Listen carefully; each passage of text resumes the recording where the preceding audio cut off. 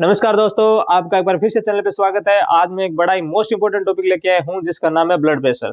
तो चलिए स्टार्ट करते हैं फिर आज का टॉपिक। टॉपिक स्टार्ट करने से पहले आप सबसे रिक्वेस्ट है, अगर चैनल पर नए हो तो चैनल को सब्सक्राइब जरूर करिएगा। ये नहीं है कि वीडियो देख लिया और चले गए, नहीं, चैनल को सब्सक्राइब भी करना है, लाइक शेयर भी करना है और अगर कमेंट हो कोई तो कमेंट बॉक्स में आराम से पूछ सकते हो। तो चलिए स्टार्ट करते हैं फिर आज का टॉपिक। आज का जो टॉपिक है उसका नाम है आज का जो टॉपिक है तो उसका नाम है ब्लड प्रेशर। ठीक है, जिसको शॉर्ट फॉर्म में अपन बीपी बोलते हैं, ब्लड प्रेशर। तो ब्लड प्रेशर क्या है, नॉर्मली कितना रहता है, हाइपरटेंसिव कंडीशन में कितना रहता है, हाइपरटेंसिव कंडीशन क्यों क्रिएट होती है, कैसे बीपी इंक्रीज होती है, कैसे डिक्रीज होती है, सारा कुछ आज के लेक्चर में जानेंगे। क्योंकि ये ऐसा टॉपिक है कि आज इंडिया में नहीं अभी तो हर कंट्रीज के अंदर इसके केसेस बहुतायत से मिलते हैं। और इंडिया में तो इतने हैं कि आज अगर हर पर्सन का अगर लिपिड प्रोफाइल चेक कराओ, इसमें एसडीएल, एलडीएल, वीएलडीएल मतलब 3 कंटेंट कंपोनेंट आते हैं।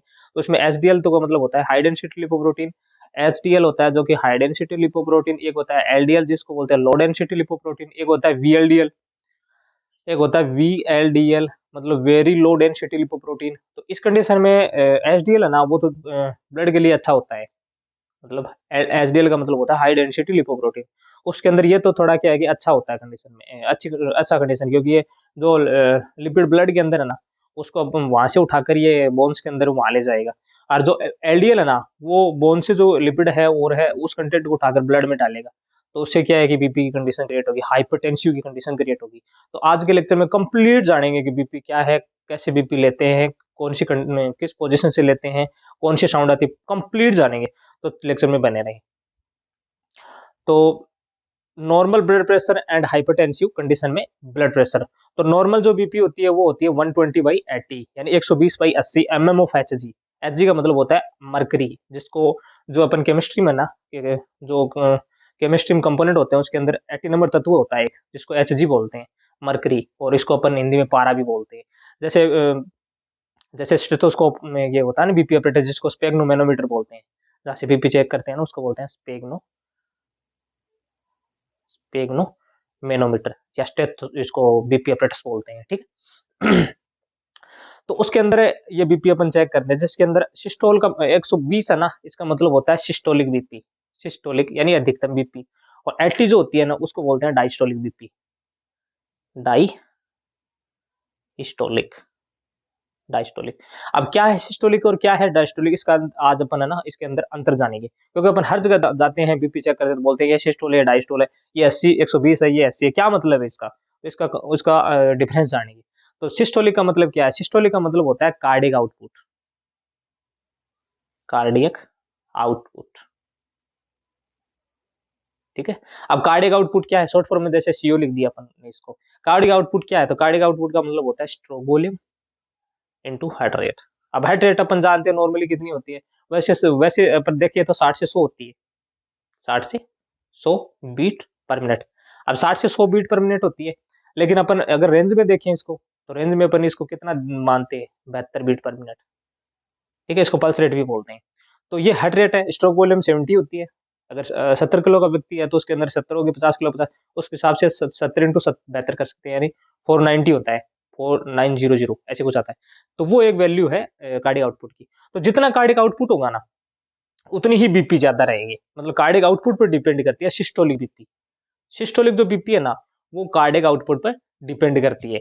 अब बात करते हैं डायस्टोलिक बीपी किस पे डिपेंड करती है। जो जो ये 80 है ना, ये निम्नतम बीपी बोलते हैं, कहीं कहीं बोलते हैं ना नीचे वाले बीपी ऊपर वाली बीपी, तो ऐसा कुछ नहीं होता है।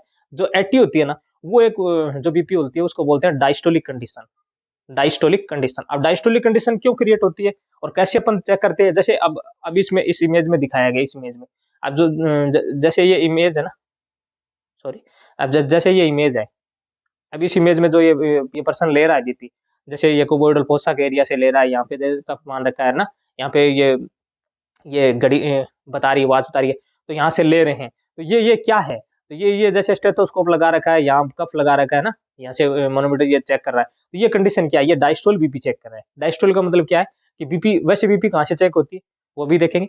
तो जैसे डायस्टोल से बीपी चेक होती है, डायस्टोलिक, तो ये क्या है, डायस्टोलिक बीपी का मतलब होता है जो जो जो होती है पेरिफेरल, पेरीफेरल रेजिस्टेंट पे डिपेंड करती है। यानी पेरीफेरी एक होता है सेंटर की तरफ, जो बॉडी जैसे हार्ट की तरफ जो पार्ट है ना, वो सेंट्रल पार्ट है। और जो जैसे डिजिट है, अंगुलियां हैं, ये पाम है, ये जो एरिया है ना, वो पेरीफेरी है। तो पेरीफेरी की तरफ जो पेरीफेरल रेजिस्टेंट कितना है, पेरीफेरी के अंदर रेजिस्टेंट कितना है, मतलब कितना अवरोध है। अगर हिंदी में देखें, रेजिस्टेंट का मतलब होता है अवरोध। तो कितना अवरोध है वो उस पर डिपेंड करता है डायस्टोलिक बीपी। यानी अगर मान लो ये ब्लड वेसल्स हैं, ठीक है, और इसके अंदर इतना अवरोध लगा है, जैसे ये एरिया एरिया मतलब बिल्कुल क्लोज है, इतना सा एरिया बचा है, ठीक है। तो ये एरिया क्या है, ये रेजिस्टेंट है। पेरीफेरी की तरफ कितना रेजिस्टेंट लग रहा है, वो एक डायस्टोलिक बीपी को इंगित करता है। Diastolic BP. अब मान लो ऐसे से ओबो हो रही है, इसका मतलब रेजिस्टेंट है ना, वो बढ़ा हुआ है। रेजिस्टेंट बढ़ेगा तो फिर क्या है, डायस्टोलिक जो बीपी है ना, वो इंक्रीज होगी, इंक्रीज होगी, ठीक है। और सिस्टोलिक बीपी मैंने बताया कि कार्डियक आउटपुट पर, कितना कार्डियक आउटपुट है वो उस पर डिपेंड करती है। कार्डियक आउटपुट पर डिपेंड करती है अपनी सिस्टोलिक बीपी। और जो डायस्टोलिक बीपी है ना, वो डिपेंड करती है पेरीफेरल रेजिस्टेंट पर। पेरीफेरी में रेजिस्टेंट कितना है वो उस पर डिपेंड करती है, ठीक है। अब नेक्स्ट जो क्वेश्चन आता है, बीपी की साउंड क्या है। बीपी लेते हैं, उसके उस टाइम है ना, साउंड क्या आती है, तो कोडकोफ साउंड आती है। कोडकोफ, कोडकोफ साउंड आता है। अब क्वेश्चन एग्जाम में क्वेश्चन आ जाते हैं, बीपी लेते समय कौन सी साउंड आती है, तो कोडकोफ साउंड आती है। और लोकेशन क्या है, लोकेशन स्पेशली लोकेशन पूछ सकता है कि बीपी कहाँ से लेते हैं। तो बीपी अगर लोकेशन चेक बताए ना, तो लोकेशन के अंदर लोकेशन यहाँ आती है कुबोइडल फोसा। ये कहाँ पड़ता है, जैसे अब इस पर्सन के जो ले रहे हैं यहाँ पे बीपी, जैसे सबक्लेविन आर्टरी है, बेसिलिक ऐसी पहली के यहाँ पे जो जंक्शन बनता है, उसको बोलते हैं कुबोइडल फोसा। तो वहां पे बीपी अपन लोकेशन बीपी की वो रहती है, वहां पे बीपी लेते हैं, ठीक है। अब जैसे ये स्टेथोस्कोप लगा रखा है ऊपर, जैसे ये स्पेग्नोमेनोमीटर या ये बीपी अपरेटस लगा रखा है, वहां से ये कंप्रेस करेगा। फिर वो जहाँ पे, अब देखो बीपी लेने की कैसे कैसे बीपी लेते हैं। अब जैसे मान लो अपने मतलब अधिकतम भी जैसे सिस्टोलिक बीपी है ना, उसमें अपन जहाँ से साउंड जैसे वापस सुनाई दे रही है, तो वो एक क्या है, वो एक सिस्टोलिक बीपी। और जहाँ आके जैसे साउंड वापस बंद हो गई, साउंड आना बंद हो गया, अपन को साउंड सुनाई नहीं दे रही है, आर्टरी की जैसे आर्टरी का कंप्रेशन नहीं हो रहा है, वो बीट नहीं कर पा रही है, तो वो एक सिस्टोलिक बीपी है। तो सिस्टोलिक बीपी अपन क्या है, स्पेग्नोमेनोमीटर से और बीपी अपरेटस की सहायता से सुनते हैं। और जो सिस्टोलिक बीपी है ना, वो अपन स्टेथोस्कोप इसमें बीपी अपरेटस से सुन सकते हैं। तो ये बीपी की कंडीशन है। नॉर्मल बीपी कितनी रहती है, 120/80 रहती है। एमएमओ एचजी, एचजी का मतलब क्या होता है, एचजी एक पारा होती है, जिसको अपन एचजी मरकरी बोलते हैं, पारा बोलते हैं। एटोनमर केमिस्ट्री के अंदर एटोनमर तत्व होता है ये, ठीक है। तो ये है। अब बात करते हैं हाइपरटेंसिव। या तो नॉर्मल कंडीशन में आ गई, नॉर्मल कंडीशन में बीपी कितनी रहती है। अब बात करते हैं हाइपरटेंसिव की। तो हाइपरटेंसिव क्यों बोलते हैं, तो हाइपरटेंसिव का मतलब होता है अगर बीपी, अगर बीपी। अब बीपी क्या है, बीपी का मतलब होता है ब्लड वेसल्स के, ब्लड के द्वारा ब्लड वेसल्स की वॉल पर लगाया गया प्रेशर। मतलब कितना प्रेशर ब्लड वेसल्स की वॉल पे लगा रहे हैं, वो एक प्रेशर है ना, वो ही बीपी है। वो ब्लड प्रेशर, उसका मतलब जहाँ पे कितना प्रेशर लग रहा है, कितना कितना उसको कंप्रेस कर पा रही है, तो वो एक क्या है, वो एक बीपी है, ब्लड प्रेशर है। तो हाइपरटेंसिव में वो प्रेशर कितना रहेगा, तो हाइपरटेंसिव की बात करें तो उसके अंदर 140/90 यानी 140/90, मतलब सिस्टोलिक 140 रहेगी, 90 जो डायस्टोलिक वो 90 mm ऑफ एचजी रहेगी। mm ऑफ एचजी मतलब मिलीमीटर ऑफ मरकरी, पारा, ठीक है। तो ये कंडीशन रहेगी। जैसे अब जैसे इस इमेज में देखो, ये इस इमेज में क्या है, हेल्दी पर्सन है, हाइपरटेंसिव है, तो उसके अंदर क्या है कि वो कंप्रेशन है ना, वो जो आर्टरी के अंदर जो ब्लड वेसल्स के अंदर जो कंप्रेशन लग रहा है ना, तो वो क्या है कि कंप्रेशन बढ़ जाएगा, यानी कॉन्ट्रेक्शन ज्यादा करेगा, उसमें बढ़ेगा, फिर प्रेशर बढ़ेगा ब्लड वेसल्स का, ब्लड के द्वारा ब्लड वेसल्स पर जो प्रेशर है ना, लगाया गया जो प्रेशर वो इंक्रीज हो जाएगी। उस कंडीशन में अपन उसको हाइपरटेंसिव बोलेंगे। वो रेंज क्या है, तो वो रेंज है 140/90। अब एग्जाम में क्वेश्चन आ गया, हाइपरटेंसिव कंडीशन है, बीपी कितनी रहेगी, तो अगर ऑप्शन में 140/90 दिखा रखा है, यानी 140 सिस्टोलिक और 90 डायस्टोलिक दिखा रखा है, 90, तो उसको अपन क्या है, हाइपरटेंसिव कंडीशन में क्लिक कर देंगे, सही कर देंगे, ठीक। अब उसको बीपी को कंपनसेट कौन करता है, मतलब कंपनसेशन कौन करता है, बीपी को नॉर्मल कौन रखता है, या बीपी को मतलब हिमोडायनेमिकली नॉर्मल कौन रखता है। तो कंपनसेशन की बात करें तो इसके अंदर कंपनसेशन में पहला है बैरो रिसेप्टर, ठीक है। सेकंड है कीमो रिसेप्टर, ठीक है। अब कहाँ पे कीमो रिसेप्टर है, कहाँ पे बैरो रिसेप्टर, वो देखते हैं। तो बैरो रिसेप्टर की बात करें तो ये बैरो रिसेप्टर होता है कैरोटिड साइनस पे। जैसे ये यहाँ पे कैरोटिड आर्टरी जा रही है ना, तो यहाँ से जैसे यहाँ है ना, यहाँ पर कैरोटिड साइनस है, तो यहाँ पर बैरो रिसेप्टर लगा होता है। यहाँ पे जैसे वेगस नर्व आती है, वेगस है ना, वेगस नर्व आती है, वो क्या पैरासिम्पैथेटिक सिस्टम को एक्टिवेट करती है। और जो एसीएच एसिटाइल कोलिन वगैरह ना, जो कैटाकोलामिन्स वगैरह, वो तो उसमें उसमें है ना, उसमें क्या है कि वो सिम्पैथेटिक सिस्टम है ना, जो मतलब स्ट्रेस की और इसमें एक्सरसाइज की कंडीशन में क्रिएट होती है, तो वो एक सिम्पैथेटिक सिस्टम को एक्टिवेट करती है। तो बात करें बैरोरिसेप्टर की, जो कैरोटिड साइनस पे प्रेजेंट रहता है। बात करें कीमोरिसेप्टर की, जो सीएनएस पे प्रेजेंट होता है, सेंट्रल नर्वस सिस्टम में। ये कंपनसेट करते हैं बीपी को नॉर्मल करने के अंदर। जैसे बीपी बढ़ी हुई, तो ऐसे नहीं है कि हर कंडीशन में उसकी बढ़ी रहेगी, नहीं, नॉर्मल भी आएगी। तो वो एक बैरोरिसेप्टर। अब मान लो किसी कंडीशन में पेशेंट की बीपी बढ़ी है, तो उस कंडीशन में अपन क्या है कि कैरोटिड साइनस है, यहाँ से कैरोटिड आर्टरी को जैसे हल्का-हल्का मसाज करेंगे ना, तो उसकी बीपी कुछ कंडीशन में नॉर्मल भी आ सकती है। क्योंकि ये मसाज करने से उसका जो प्रेशर है ना, वो कंप्रेस हो जाएगा, जिसके अंदर मसाज करेंगे उसके अंदर वेगस नर्व को इंडिकेट करेंगे। अब वेगस नर्व इंडिकेट हो गए तो पैरासिम्पैथेटिक सिस्टम एक्टिवेट होगा। अब ज़ाहिर-सी बात है, सिम्पैथेटिक सिस्टम और पैरासिम्पैथेटिक सिस्टम, सिम्पैथेटिक सिस्टम है ना, वो तो क्या है कि स्ट्रेस और उस कंडीशन में इंक्रीज करता है बीपी को, और पैरासिम्पैथेटिक क्या है कि उसको नॉर्मल करने की कोशिश करता है। तो इस कंडीशन में अपन क्या है कि सिम्पैथेटिक सिस्टम को एक्टिवेट ना करके और पैरासिम्पैथेटिक सिस्टम को एक्टिवेट करेंगे, तो उस कंडीशन में बीपी अपनी नॉर्मल रहेगी, नॉर्मल आ जाएगी। तो देखते हैं। अब बात करते हैं स्टेजेस ऑफ हाइपरटेंसिव। हाइपरटेंसिव कौन-कौन सी स्टेजेस हैं? तो फर्स्ट स्टेजेस की बात करें, जिसको बोलते हैं माइल्ड या प्री हाइपरटेंसिव, यानी हाइपरटेंसिव के पहले की कंडीशन, जिसके अंदर अपन कितना रेंज रहता है वो देखते हैं। तो वो जो रेंज है वो है 120/139, यानी 120 से 139 तक बीपी सिस्टोल रहती है। 120 से 139 अगर सिस्टोल बीपी, और 80/89 यानी 80 से 89 एमएम ऑफ एचजी, ये मतलब डायस्टोलिक की कंडीशन में ये रहती है। तो वो कंडीशन अपन, उस कंडीशन को अपन क्या बोलेंगे, माइल्ड या प्री हाइपरटेंसिव। माइल्ड या प्री हाइपरटेंसिव। अब सेकंड देखते हैं मॉडरेट। तो मॉडरेट की बात करें तो इसके अंदर 140/190, मतलब ये मॉडरेट भी है और ये हाइपरटेंसिव कंडीशन भी है। जैसे 90 से 99, ये क्या है, ये एक मॉडरेट कंडीशन भी है और हाइपरटेंसिव कंडीशन भी बोलते हैं इसको, मतलब हाइपरटेंसिव कंडीशन भी है, ठीक है। अब देखते हैं सीवियर। सीवियर हाइपरटेंसिव क्या है? तो सीवियर हाइपरटेंसिव की बात करें तो इसके अंदर सीवियर हाइपरटेंसिव में 160/180, यानी 160 से 180 एमएम ऑफ एचजी, और जो डायस्टोलिक बीपीएन वो 100 आ जाए पेशेंट की, तो उस कंडीशन में अपन उसको सीवियर हाइपरटेंसिव बोलते हैं, मतलब सीवियर है वो कंडीशन में, ठीक है। वो सीवियर कंडीशन में है पेशेंट। तो हाइपरटेंसिव कंडीशन में, सीवियर कंडीशन में। अब हाइपरटेंसिव अर्जेंसी क्या है? हाइपरटेंसिव अर्जेंसी क्या है? Hypertensive crisis. तो हाइपरटेंसिव अर्जेंसी अर्जेंसी की बात करें तो वो, उसके अंदर पेशेंट की बीपी आती है 180/120, यानी 120 180 हो ना, वो सिस्टोलिक बीपी है। 180 होती है वो सिस्टोलिक, सिस्टोलिक। और जो 120 है वो है डायस्टोलिक। मतलब अधिकतम बीपी है वो है 180, और जो निम्नतम बीपी है, लो बीपी है, उसको जैसे डायस्टोलिक बीपी बोलते हैं, जो पेरिफेरल रेजिस्टेंस पे डिपेंड करती है, वो 120 एमएम ऑफ एचजी है। तो वो उस कंडीशन में 120 वो हो जाएगी, 180 वो हो जाएगी। अब इस कंडीशन में क्या नॉर्मली होता क्या है, अब मान लो बीपी बढ़ेगी ना, तो जो टारगेट ऑर्गन है, जैसे हार्ट है, किडनी है, ब्रेन है, ये है ना, वो फेल होते जाएंगे, फेल हो जाएंगे, क्योंकि वो ज्यादा प्रेशर पड़ेगा, वो काम करना बंद करेगी। अब एक पर्सन है, वो अगर वो पर्सन मान लो 8-20 घंटे काम कर रहे हैं, 15 घंटे काम कर रहे हैं, अब उस बंदे को अपन क्या है 24 घंटे काम कराएंगे, तो वो तो जाहिर सी बात है, एनर्जी भी खत्म हो जाएगी, वो एक फेल की कंडीशन में आ जाएगा, क्योंकि वो ज्यादा काम होगा नहीं। तो उसी कंडीशन में अपन हार्ट को ज्यादा काम करवा रहे हैं हाइपरटेंसिव अर्जेंसी के अंदर, क्योंकि बीपी बढ़ी हुई ज्यादा, और उस कंडीशन में अपन और काम करवाने की कोशिश कर रहे हैं, और लोड डाल रहे हैं उस पर, तो उसका मतलब क्या है कि वो एक हाइपरटेंसिव अर्जेंसी की कंडीशन आ जाएगी, उसमें टारगेट और ऑर्गन फेल हो जाएंगे। उस कंडीशन में तो नहीं होंगे, लेकिन और बढ़ेगी तो हो जाएंगे। अब किस कंडीशन में फेल होंगे वो देखते हैं। तो हाइपरटेंसिव और क्राइसिस, मतलब क्राइसिस मच जाता है ना, तो हाइपरटेंसिव अब इमरजेंसी बोलते हैं उसको, अर्जेंसी या इमरजेंसी। तो उस कंडीशन में बीपी जो सिस्टोल होती है वो 200 आती है, यानी 200, और जो डायस्टोल है वो होती है 130, यानी 130। 200 200/130 अगर बीपी आ रही है एमएम ऑफ एचजी, तो टारगेट ऑर्गन फेल होंगे। जो जो टारगेट ऑर्गन मैंने बताया, हार्ट है, किडनी है, तो वो उसमें फेल हो जाएंगे। तो देखते हैं कौन कौन से ऑर्गन है, तो कितने कितने फेल होंगे, 200/130, यानी हाइपरटेंसिव क्राइसिस की कंडीशन है, उसके अंदर टारगेट ऑर्गन फेल हो जाएंगे। तो हाइपरटेंसिव उस कंडीशन में क्या क्या, जैसे जैसे किस कंडीशन में क्या क्या होगा देखते हैं। अब जैसे हाइपोटेंशन, यानी BP come, shock, fever, infection, dehydration can cause tachycardia.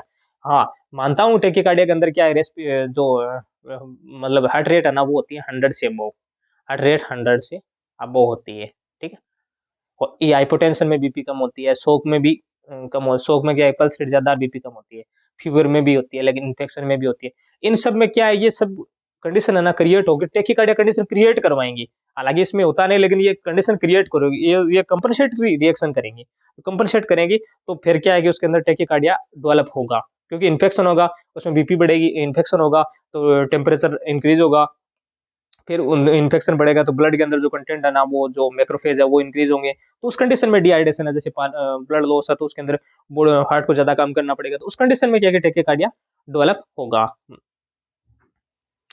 अब बात करते हैं हाइपरटेंशन। तो हाइपरटेंसिव का देन कॉज टेकिब्रेडिकार्डिया। अब हाइपरटेंसिव है पेशेंट तो उस कंडीशन ब्रेडिकार्डिया डेवलप होगा, मतलब ज्यादा हाइपरटेंसिव करेगा तो उसके अंदर बाद में क्या है कि धीरे धीरे काम का थोड़ा सा लोड कम होगा, उस कंडीशन ब्रेडिकार्डिया होगा, यानी बीपी जो हार्ट रेट है ना वो होती है 60 से कम, 60 से कम, ठीक है, 60 बीट पर मिनट से कम होती है ब्रेडिकार्डिया के अंदर, ठीक है। अब बात करते हैं हाइपरटेंसिव क्राइसिस में टारगेट ऑर्गन, कौन कौन से टारगेट ऑर्गन है और कौन कौन से फेल हो रहे हैं। वो फर्स्ट है हार्ट, जो अपना हार्ट है वो फेल हो जाए। सेकंड है ओटा, जो बॉडी के अंदर ब्लड सप्लाई देता है, उसके अंदर जैसे असेंडिंग है, ठीक है, डिसेंडिंग ओटा है, ठीक है, असेंडिंग फिर डिसेंडिंग, ठीक है, फिर आर्चोपोटा, आर्चोपोटा से दो तीन ब्रांच निकलती है, डिसेंडिंग फिर असेंडिंग फिर अब्डोमिनल ओटा, अब्डोमिनल अब्डोमिनल ओटा, मतलब तीन निकल गए, ठीक है। तो वो फिर क्या है कि क्योंकि शुद्ध ब्लड होता है इसके अंदर, ऑक्सीजनेटेड ब्लड होता है, वो बॉडी के अंदर सप्लाई करता है। बात करते हैं थर्ड नंबर, वो है किडनी, क्योंकि एक्सक्रीशन सिस्टम का सारा काम किडनी करती है, तो वो भी उसके अंदर फेल हो जाएंगे। फोर्थ है ब्रेन। अब जैसे ये ऑर्गन फेल होंगे तो जाहिर सी बात है ब्रेन भी फेल ही होगा, क्योंकि ब्रेन इंपल्स भेजेगा लेकिन उसका ऊपर उस इम्पल्स पे काम करने वाला कोई नहीं रहेगा, फिर ब्रेन भी फेल होगा, ठीक है।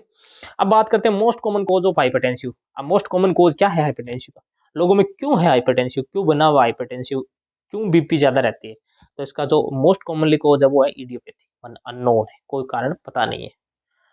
मोस्ट कॉमन सिम्टम क्या है ऑफ हाइपरटेंसिव, तो most common symptom hypertensive in female, female के अंदर होती है टेंशन हेडेक, यानी जो टेंशन है ना वो हेडेक एक फीमेल के अंदर, मतलब ये हाइपरटेंसिव कंडीशन को क्रिएट करता है, फीमेल के अंदर टेंशन हेडेक। बात करते हैं type of hypertensive. Type of hypertensive की बात करें तो टाइप ऑफ हाइपरटेंसिव बात करें तो एक होता है प्राइमरी हाइपरटेंसिव, एक होता है सेकेंडरी हाइपरटेंसिव। तो प्राइमरी हाइपरटेंसिव की बात करें तो can cause white coat syndrome. तो व्हाइट कोट सिंड्रोम की कंडीशन होती है जिसके अंदर बीपी इंक्रीज हो जाती है, हाइपरटेंसिव कंडीशन इंक्रीज हो जाती है, हाइपरटेंसिव कंडीशन क्रिएट होती है, तो वो एक व्हाइट कोट सिंड्रोम है, ठीक है। सेकेंडरी जो हाइपरटेंसिव वो है एनी डिजीज, मान लो कोई बीमारी की वजह से हाइपरटेंसिव की कंडीशन क्रिएट हो रही है। अब प्राइमरी हाइपरटेंसिव में कोज क्या कि अननोन है, इसमें अपन को पता नहीं है।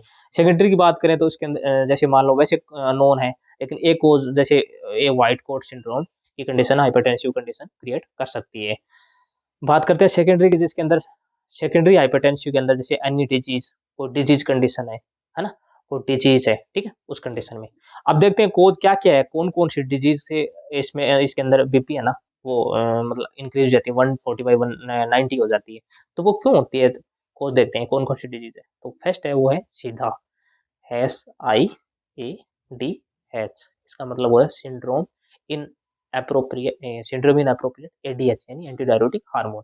तो SIDH का मतलब, SIDH की बात करें तो इसके अंदर जो ADH हार्मोन है ना, anti diuretic hormone posterior pituitary, वो बहुत ज्यादा इंक्रीज हो जाता है, मतलब ज्यादा इंक्रीज होगा, तो जाहिर सी बात है ADH जब ज्यादा इंक्रीज होगा ना तो उसके अंदर अंदर क्या है कि जो सोडियम सिस्टम है ना, सोडियम पोटेशियम एटीपी चैनल, वहां से सोडियम का रिजॉर्प्शन ज्यादा होगा। किडनी जो जस्ट ग्लैमेरुलर सेल है, फिर PCT DCT लूपोपेनले फिर कलेक्टिव डक्ट है, तो वहां पे क्या है कि जो सोडियम है ना उसका अब्जॉर्बेशन ज्यादा होगा।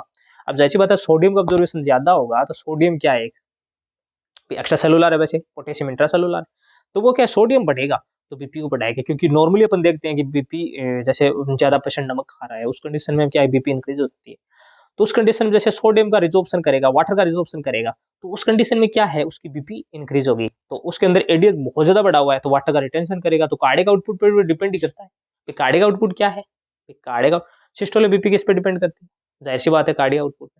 अब जैसे एडीएच काम ज्यादा कर रहा है तो वाटर का रिटेंशन होगा, वाटर क्या होगा, इंक्रीज होगा, अब बाहर निकलेगा नहीं। अब वाटर इंक्रीज होगा तो वाटर के साथ सोडियम भी, सोडियम का भी रिजोर्प्शन होगा, अब्जॉर्प्शन होगा, तो उस कंडीशन में रिजोर्प्शन होगा, ये जो सोडियम और जो वाटर है ना वो बॉडी के अंदर बढ़ेंगे, भी सोडियम और वाटर है ना बॉडी के अंदर बढ़ेंगे।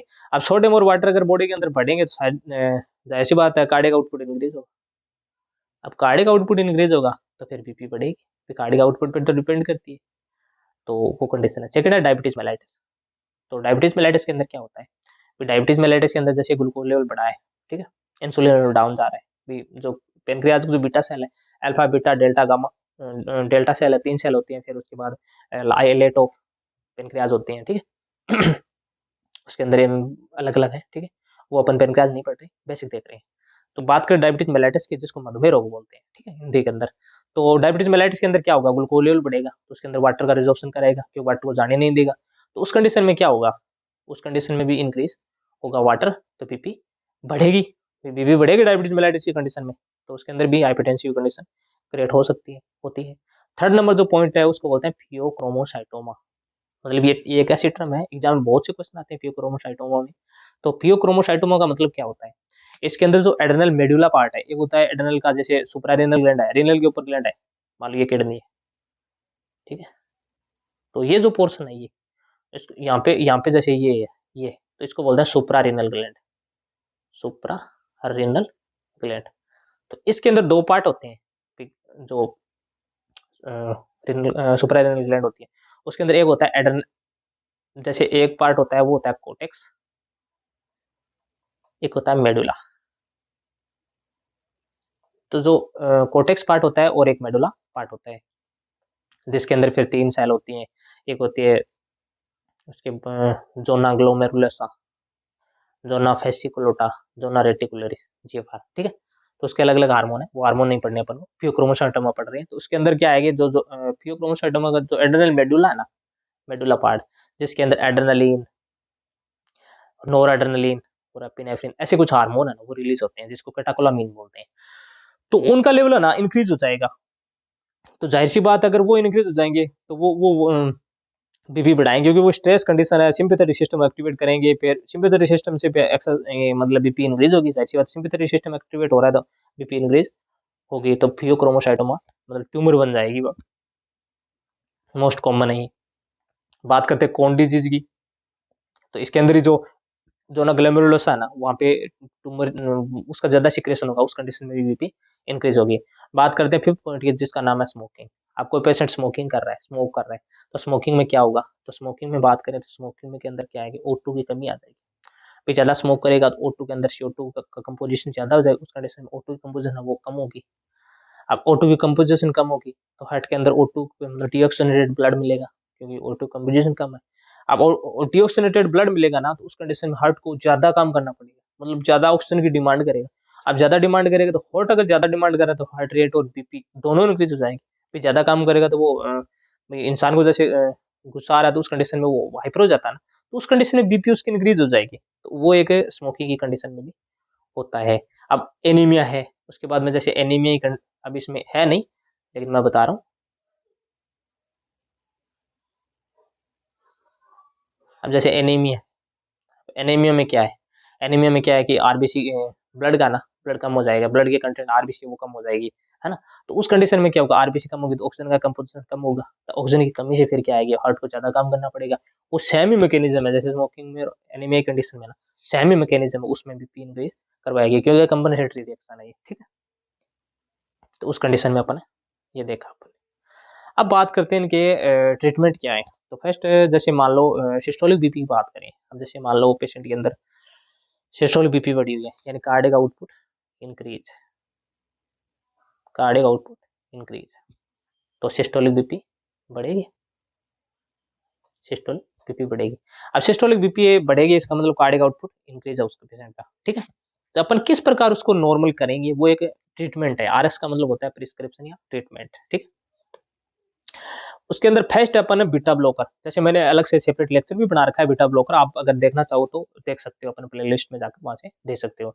तो बात करते हैं बीटा ब्लॉकर की, जिसके अंदर सेलेक्टिव और नॉन सेलेक्टिव है, सेलेक्टिव और नॉन सेलेक्टिव, नॉन सेलेक्टिव, जिसके अंदर मैंने बताया था, एक अम्मा गिट्टी की भी दी थी मैंने, एटेनोलोल, एटेनोलोल, मेटाप्रोलोल और एसिटाब्यूटालोल, 3 मैंने ड्रग्स भी दी थी, उसमें बताई थी मैंने, एटेनोलोल, एटेनोलोल, एसिटाब्यूटालोल, एसिटाब्यूटालोल और मेटोप्रोनोल, ठीक है, ये मैंने बताई थी। और नॉन सेलेक्टिव की बात करें, जिसके अंदर है मेटाप्रोनोल, या छोटोलोल तो अलग आ जाता है, वो तो पोटेशियम चैनल ब्लॉकर है। तो इसके अंदर अपन देखा सेलेक्टिव का मतलब वो B1 पे ही काम करती है ओनली, ठीक है। जो नॉन सेलेक्टिव B1, B2 और B3 ये रिसेप्टर अलग अलग तो वहाँ पे काम करती है बीटा ब्लॉकर, जो मैंने अभी बताए थे। एसी इनिबिटर, जिसके अंदर मैंने वो ड्रग्स बताई थी, एसी इनिबिटर जो एंजियोटेंसिन कन्वर्टिंग एंजाइम है, जो मतलब ये लंग्स पे है, तो वहाँ पे जाके काम करती है ये, ठीक है। वहाँ पे ये काम करते हैं, उसको इनिबिट करते हैं, तो भी बीपी कम हो जाती है। बात करें सीसीबी, जिसके अंदर कैल्शियम चैनल ब्लॉकर, जिसके अंदर निफेडिपिन, नार्कोडिपिन, अब नार्कोडिपिन और एम्लोडिपिन। अब जैसे अपन मान लो हाइपरटेंसिव कंडीशन है, बीपी ज्यादा रहती है, अपन डॉक्टर को दिखा के आते हैं, तो वहाँ पे डॉक्टर ने जैसे कैल्शियम चैनल ब्लॉकर लिखी है, टेबलेट दी, तो अपन जैसे टेबलेट दिया तो उस पत्ते पे लिखा होता है एटेनोलोल, मेटाप्रोलोल, या अगर बीटा ब्लॉकर दिया तो इसके अंदर जैसे मतलब कि जैसे बीटा ब्लॉकर दिए तो उसके अंदर जैसे एसिटाबुटालोल, एटेनोलोल, मेटाप्रोलोल, ऐसे कुछ लोल लोल लिख के आगे मेटाप्रोलोल, एटेनोलोल ऐसे कुछ लिखा होता है। ये बीटा ब्लॉकर यानी जो बीटा चैनल होता है ना, बीटा ब्लॉकर जो हेड पे चैनल है बीटा, उसको ब्लॉक करता है। ब्लॉक करते ही क्या है कि उससे वहां से मान लो सोडियम है या कैल्शियम चैनल अंदर नहीं जाएगा तो फिर क्या है कि उसकी बीपी है ना वो नॉर्मल हो जाएगी। उसके बाद जैसे एसी इनहिबिटर है तो ये कन्वर्ट नहीं होने देगा। सीसीबी यानी कैल्शियम चैनल ब्लॉकर, जैसे निपिडिपिन, नार्कोडिपिन, एम्लोडिपिन ये देते हैं पेशेंट को, उसके अंदर कैल्शियम जो चैनल है ना, कैल्शियम चैनल उसको अपन ब्लॉक कर देते हैं। तो उस कंडीशन में क्या है, कैल्शियम अंदर नहीं जाएगा। और कैल्शियम है क्या, मोस्ट कॉमनली देखा जाए तो कैल्शियम एक स्ट्रॉन्ग स्ट्रॉन्ग मतलब कॉन्ट्रैक्टर है ये, ठीक है, कॉन्टेक्ट करवाता है। अगर उसको अपन बंद कर देंगे, क्लोज कर देंगे, तो उसके अंदर कैल्शियम सेल के अंदर जाएगा नहीं। अब कैल्शियम सेल के अंदर नहीं जाएगा तो जाहिर सी बात है, कैल्शियम अगर सेल के अंदर जा ही नहीं रहा है तो कॉन्ट्रैक्शन होगा कहाँ से, तो उसके अंदर अपन कैल्शियम चैनल ब्लॉकर देते हैं, ठीक है। फोर्थ नंबर है वो डायरेटिक। हम डायरेटिक क्यों दे रहे हैं, तो अब पेशेंट पेशेंट के ऊपर हाइपरटेंसिव कंडीशन पेशेंट डॉक्टर देखता है, तो डॉक्टर देखते ही क्या उसमें डायरेटिक देता है, जैसे ला सिक्स दे दिया, ला सिक्स दे दिया, जिसको अपन फ्रूशिमाइड भी बोलते हैं, प्रोशेमाइड। अब क्यों देते हैं लाइसिस और क्यों है प्रोशेमाइड, अब सबको पता होता है लासिक्स दे दो, प्रोशेमाइड दे दो, पर उसका फंक्शन तो पता होना चाहिए क्या है। तो लासिक्स और ये क्या है, ये एक डाययूरेटिक है। डाययूरेटिक का मतलब क्या है, एडीएच का विरोधी है। एडीएच को क्या करेगा, ब्लॉक करेगा। वेसोप्रेसिन जिसको बोलते हैं वेसोप्रेसिन, ठीक है। एक्वा चैनल होता है जहाँ पे वाटर काम करता है, तो ये उसको क्या करेगा, ब्लॉक करेगा। अब ब्लॉक करने का मतलब क्या है, एडीएच क्या करा था, एडीएच को क्या है, एंटी डाययूरेटिक और डाययूरेसिस करवाए, एडीएच के विरुद्ध कम। अब उस कंडीशन में क्या होगा, ये वाटर का एक्सक्रीशन करवाएगा, एडीएच को इंक्रीज करेगा। अब एंटी डाययूरेटिक हार्मोन डाययूरेसिस नहीं करवा रहा था, लेकिन ये क्या करेगा, डाययूरेसिस करवाएगा, यानी वाटर जो रिजॉर्प्शन हो रखा था, वाटर ज्यादा मतलब मात्रा में बॉडी के अंदर इकट्ठा हो रखा ना, उसको ये निकालेगा। अब वाटर निकलेगा, जाहिर सी बात है कार्डियो आउटपुट डाउन जाएगा।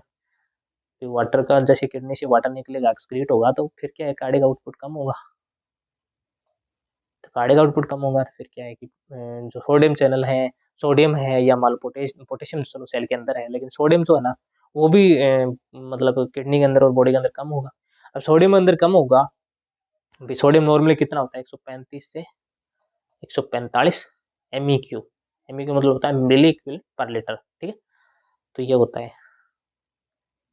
तो मतलब ये अपन देख रहे थे। तो हम बात करें कैल्शियम की, वो 8.6 से 11 होता है एम जी पर D, M M of H G होता है, ठीक है। ये कैल्शियम है, ठीक है, राइनोड रिसेप्टर से निकलता है। तो ये क्या है कि जो डाययूरेटिक है ना, तो वो जो वाटर का रिटेंशन हो रखा था ना उसको रोक देगा, वाटर का रिटेंशन नहीं होने देगा, वाटर को एक्सक्रीट करवाएगा। अब वाटर का एक्सक्रीशन होगा, वाटर बॉडी से अगर एक्सक्रीट होगा तो जाहिर सी बात है कार्डियक आउटपुट कम होगा। अब कार्डियक आउटपुट कम होगा तो उसके अंदर बीपी क्या हो जाएगी, नॉर्मल हो जाएगी। तो उस कंडीशन में पेस्ट डॉक्टर को अगर दिखाते हैं, जांच करवाते हैं, अपनी बीपी बढ़ी हुई है, जैसे ईसीजी करवाई, ईसीजी करवाई या मायोग्लोबिन कराई या ट्रोपोनिन आई कराई, कुछ भी करवाए टेस्ट, तो उसमें क्या है, फर्स्ट अपन तो अपन ईसीजी करवाते हैं या मायोग्लोबिन करवाते हैं। तो उसके अंदर क्या है कि अगर बीपी बढ़ी हुई है तो उस कंडीशन में क्या करेंगे, पेशेंट डॉक्टर क्या करते हैं, डाययूरेटिक देते हैं, लासिक देते हैं, प्रोशेमाइड देते हैं, आईएम देते हैं ना। तो वो कंडीशन जैसे डाययूरेटिक या जैसे लासिक या प्रोशेमाइड या हेलोथेन या मतलब हेलोथेन नहीं सॉरी, थैलाजोमाइड है जो भी है ना वो देते हैं। तो उस कंडीशन में क्या क्या होते हैं, उस कंडीशन में देते ही क्या है कि पेशेंट को जो वाटर है ना वो एक्सक्रीशन करवा देगा, और वाटर का एक्सक्रीशन होगा ना तो उसके अंदर फिर बीपी है ना वो कार्डियक आउटपुट कम हो जाएगा। कार्डियक आउटपुट कम होगा तो उसके अंदर बीपी नॉर्मल आ जाएगी। तो beta blocker, AC inhibitor, calcium channel blocker और डायरेटिक, तो ये कंडीशन क्रिएट होगी। जो जो ये तो सिस्टोलिक बीपी को कंट्रोल करने का तरीका था। अब डायस्टोलिक बीपी को देखें तो उसके अंदर है वेजोडाइलेट। मैंने क्या बताया था भाई, जो डायस्टोलिक बीपी है ना, डायस्टोलिक, जो डायस्टोलिक बीपी पर डिपेंड करती है पेरीफेरल और रेजिस्टेंट, ठीक है। तो पेरीफेरल रेजिस्टेंट पे, अब पेरीफेरी का जो ये पेरीफेरी है, ठीक है, अब ये इतना एरिया है, ये एरिया इसका ये डायमीटर है, तो यहाँ से आराम से ब्लड जा रहा है, तो ये क्या है, रेजिस्टेंट कम होगा। तो अगर अगर मान लो जैसे पाइप है, अगर उसको अपन कंप्रेस करेंगे, पिंच करेंगे, तो आगे से उसके ना प्रेशर बढ़ेगा, तो वो एक क्या है, तो उस कंडीशन में पर अगर उस पाइप को अगर डायलेट कर दें, मान लो उसको कंप्रेस ना करें, तो फिर क्या है, उसका नॉर्मल प्रेशर रहेगा, प्रेशर ज्यादा नहीं पड़ेगा। तो उस कंडीशन में जैसे वेजोडाइलेटर ड्रग देके अपन क्या करते हैं, जो पेरीफेर है उसको डायलेट कर देते हैं। मान लो इतनी थी, डायलेट यहाँ पे कोई एथेरोस्क्लेरोटिक प्लाग बना दिया और कुछ बना हुआ है, तो उस कंडीशन में क्या है कि उसको या तो वो प्लाग कर देंगे या उसको बाईपास कर देंगे, ठीक है। तो उस कंडीशन में क्या है कि उसको डायलेट कर देंगे, डायलेट करने से वो प्रेशर है ना उसका डाउन हो जाएगा। तो ये कंडीशन क्या है, वेजो डायलेटर। वेजो डायलेटर क्या है कि उसके जो पेरीफेरी में रेजिस्टेंट बना हुआ ना, उस रेजिस्टेंट को कम कर देंगे। अब रेजिस्टेंट कम करते, जाहिर सी बात, रेजिस्टेंट कम होगा ना, तो वो जो डायस्टोलिक बीपी थी ना, जैसे अपन ऐसे लिखते हैं 120/80, ठीक है, तो जो 80 है ना, ये 80, उसको वो पेरीफेरल रेजिस्टेंट पे डिपेंड करती है। पेरीफेरल रेजिस्टेंट को अगर अपन कम कर देंगे, तो फिर क्या है, ये बीपीआई नॉर्मल हो जाएगी। तो ये आज का लेक्चर था अपन का कि हाइपरटेंसिव कंडीशन कौन सी है, नॉर्मल बीपी क्या है, और किस किस कंडीशन में कैसे कैसे चेक करते हैं, कहाँ से चेक करते हैं, कितनी क्या है, और क्या ट्रीटमेंट है, क्या कोज है बढ़ने का, और ठीक है।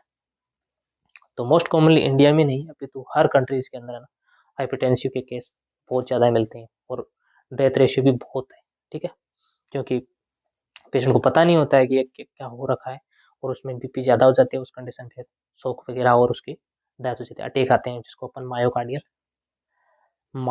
इन्फ्राक्शन बोलते हैं, मायोकार्डियल इन्फ्राक्शन, मायोकार्डियल इन्फ्राक्शन, जिसका मैंने अलग से लेक्चर डाला हुआ है, वो भी आप देख सकते हो। नॉर्मल मैंने बताया कि नॉर्मल बीपी क्या होती है, तो 120/80, 130 तक नॉर्मल है, 139 तक नॉर्मल है, 140 है ना, 140 एक हाइपरटेंसिव की कंडीशन क्रिएट होती है। 140 के अंदर बीपी लेते समय साउंड क्या आता है, तो कोट कॉफ साउंड आता है, ठीक है। लोकेशन इसकी क्या रहती है, तो लोकेशन की बात करें तो कुबोइडल फोसा होता है, यहाँ पे जो जंक्शन बनता है ना, यहाँ पे जैसे सबक्लेविन आर्टरी है या बेसिलिक सिफेलिक है, क्योंकि सबसे बड़ी जैसे अब अपन भी हॉस्पिटल में देखते हैं कि जैसे कैनुला लगाते हैं, कैनुलेशन प्रोसेस करते हैं, तो उसके अंदर अब जैसे डॉक्टर ने बोल दिया आईवी लगाना उसको, यानी इंट्रावीनसली वेन के अंदर देना है, इंट्रा यानी अंदर देना वेन के, तो उस कंडीशन में सब होता होता है वेन में। अब बहुत से देखें प्रैक्टिस कर रहे हैं, तो उसमें क्या है कि हर जगह लगा रहे हैं, लेकिन बेसिकली वो है ना, अगर अगर अपन कॉन्सेप्चुअल देखा जाए ना, तो उसके अंदर हर जगह नहीं लगाना उसको, या तो बेसिलिक वेन या सिफेलिक वेन, उस कंडीशन में ही अपन को दो ही जगह अपन को ये आईवी इंजेक्शन है ना, वो देना है वेन के अंदर, ठीक है, बेसिलिक या सिफेलिक, क्योंकि उसका जो डायमीटर होता है ना, वो भी ज्यादा होता है, और वहां पे आराम से वेन भी मिल जाती है अपन को, और आराम से लगा भी सकते हैं, ठीक है। तो बेसिलिक और सिफेलिक के अंदर आईवी देते हैं। तो यहाँ पे जो कुबोइडल फोसा है ना, कुबोइडल फोसा, ये यहाँ पे जैसे ये बेसिलिक और सिपेलिक और सबक्लेविन जो आर्टरी आ रही है, यहाँ पे एक जंक्शन बनता है जिसको कुबोइडल फोसा बोलते हैं। वहां से अपन ये जो पीपी अपरेटस या स्पेग्नोमेनोमीटर बोलते हैं ना, तो वहां से रख के अपन उसको कंप्रेस करते हैं, फिर उसको जैसे जैसे पारा नीचे आता है, अब मान लो कंप्रेस करके अपन जैसे जैसे पारा नीचे आता है ना, उस कंडीशन में अपन पता करते हैं, जहाँ पे आवाज सुनाई देना बंद स्टार्ट हो जाती है ना, उसको अपन सिस्टोल बीपी बोलते हैं, और जहाँ से सुनाई देना वापिस मतलब बंद हो जाती है ना, उसको अपन डायस्टोल बीपी बोलते हैं, ठीक है। तो वो मैंने बताया। तो हाइपरटेंसिव में मैंने बताया कि किस कंडीशन में कितना हाइपरटेंसिव रहता है। तो हाइपरटेंसिव की अपन मैंने देखा कि 140 140/90, 140/90 का मतलब क्या है कि बीपी जो ब्लड प्रेशर है ना, ब्लड वेसल्स है, उस पर जो प्रेशर लग रहा है वो 140 तक चला जाता है, और जो जो पेरीफेरी का जो रेजिस्टेंट है, पेरीफेरी का जो रेजिस्टेंट का मतलब है केमिस्ट्री फिजिक्स के अंदर रेजिस्टेंट का मतलब होता है अवरोध, अवरोध, ठीक है। तो जो अवरोध होता है ना, वो 90 तक चला जाता है, तो 90 तक चल जाने से क्या है कि जो ये देखो, ये देखो, ये देखो, ये हेल्दी है, ठीक है, नॉर्मल इंटीरियर डायमीटर है, ठीक है, और ये तो नॉर्मल है डायमीटर, और हाइपरटेंसिव में नैरो हो गया डायमीटर। देखो ये डायमीटर देखो, शायद आपको दिख रहा भी होगा, ये देखो इतना है इसके अंदर, और इसके अंदर देखो बहुत कम है, ये देखो थोड़ा थोड़ा सा है ऊपर, देखो ये इतना। तो ये इसमें क्या है कि डायमीटर बहुत कम हो गया, तो उस कंडीशन में अपन क्या है हाइपरटेंसिव बोलते हैं। और जो हेल्दी हेल्दी हेल्दी जो होता है ना, उसके अंदर डायमीटर ज्यादा हो जाता है। अब डायमीटर कम होगा ना, उसका मतलब क्या होगा, भी एक में डायमीटर क्या है, कम है, बहुत ज्यादा कम है, तो वो एक हाइपरटेंसिव की कंडीशन क्रिएट हो रही है। और हेल्दी होता है ना, तो उसके अंदर डायमीटर मतलब ज्यादा होता है, उसके अंदर बीपी बढ़ी नहीं होती है। डायमीटर ज्यादा होता है मतलब उसका कम, मतलब जो प्रेशर है ना वो नहीं लगेगा, और डायमीटर कम है इसका मतलब प्रेशर लगेगा। वो मैंने पाइप का जो बताया था ना, वो ही है सेम, ठीक है। और कंपनसेटरी की बात कर रहे थे, तो अपन इसके अंदर मैंने कंपनसेशन का बताया था बैरूड शिफ्टर, जो कि वेगस नर्वे पे काम करता है। वेगस नर्व है, जो क्रेनियल नर्व 10 नंबर की होती है ना, उसको वेगस नर्व बोलते हैं, ठीक है। तो उस पे काम करती है। और वेगस नर्व किस पे काम करती है, थोड़ा सा कंपोजिशन बता देता हूँ।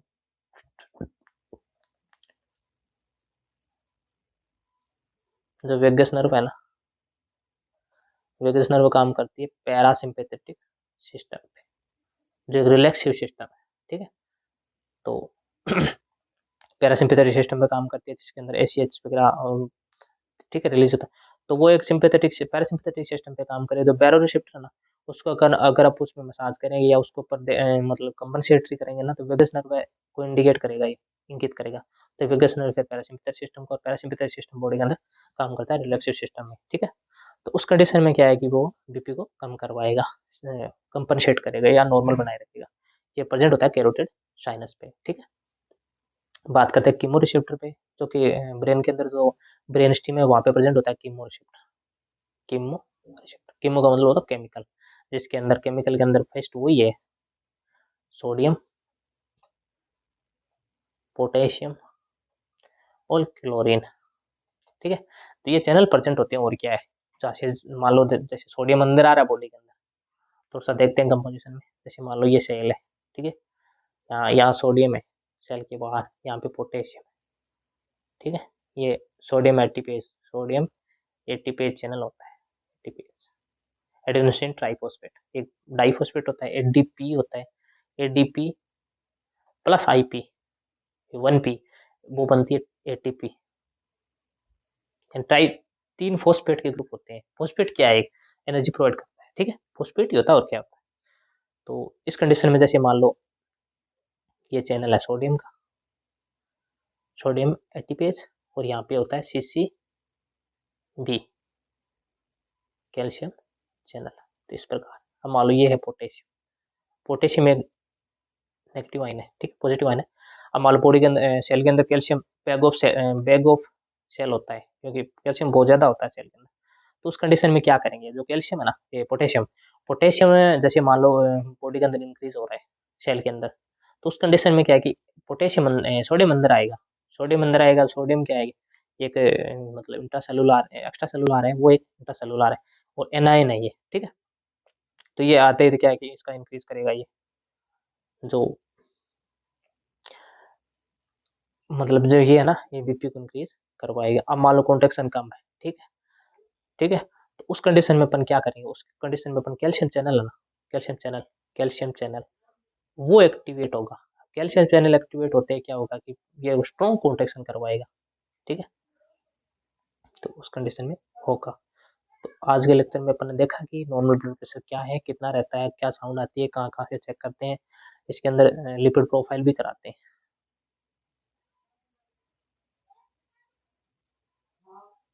लिपिड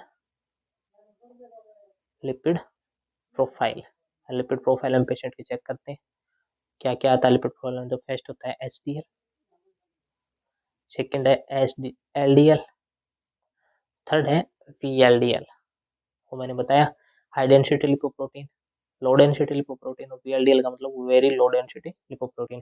तो एचडीएल का मतलब होता है जो ये बॉडी के लिए या शरीर के लिए अच्छा होता है, ठीक है। एलडीएल का मतलब होता है लो डेंसिटी लिपोप्रोटीन, इसके अंदर डेंसिटी वो लो आ जाएगी लिपोप्रोटीन की, क्योंकि जो ब्लड के अंदर ला के लिपोप्रोटीन्स को डालेगा, तो ब्लड के अंदर कंटेंट ज़्यादा होगा, एथेरोस्क्लेरोटिक प्लाक बनेगा, फिर इससे इसके अंदर से फिर ब्लडिंग होगी, फिर क्लॉट बन जाएगा, रू के फिर एमआई तक क्रिएट हो जाएगा। भी पहले एंजाइना पेक्टोरिस होगा, फिर 70% आर्टरी ब्लॉक होगी, फिर 90% आर्टरी ब्लॉक होते क्या होगा, वो एक एमआई के अंदर क्रिएट हो जाएगी। वो एक एलडीएल ही क्रिएट करवाता है। सेकंड उसके अंदर वीएलडीएल, ये मतलब ये जो ट्राइग्लिसराइड होती है ना, वीएलडीएल का मतलब क्या होता है, ये जो टीजी है था ना, ट्राइग्लिसराइड जमा हुआ फैट है ना स्टोर फॉर्म में, उसको भी लाके ब्लड में डाल देगा। मतलब सबसे खतरनाक है ये। ब्लड के अंदर डालेगा तो ब्लड के अंदर जो जमा फैट है ना, वो भी इंक्रीज होगा। तो अगर मोस्ट कॉमनली देखा जाए तो एलडीएल एलडीएल है ना, उससे वीएलडीएल और खतरनाक, कि जमा फैट को भी है ना ब्लड अंदर डाल देगा। तो उस कंडीशन में अपन क्या आगे देखते हैं कि उसका मतलब एमआई और एंजाइना पेक्टोरिस जैसी कंडीशन है ना, वो क्रिएट हो जाएगी। उसके मैंने लेक्चर भी डाल रखे हैं एमआई की, मायोकार्डियल इंफार्क्शन, वो देख सकते हो, ठीक है। तो आज के लेक्चर में अपन ने देखा, और उसके बाद में अपन ने कीमोरिसेप्टर पेरोरिसेप्टर देखा, क्या क्या रेंज है। तो नॉर्मल माइल्ड में अपन ने देखा, माइल्ड में अपन ने देखा माइल्ड के अंदर कि 120/139 और 80/89 तक एमएमओ तक, मतलब नॉर्मल जो ब्लड प्रेशर है वो है। मॉडरेट के अंदर 140/190, 159 तक, और 92 99 तक एमजी तक देखा।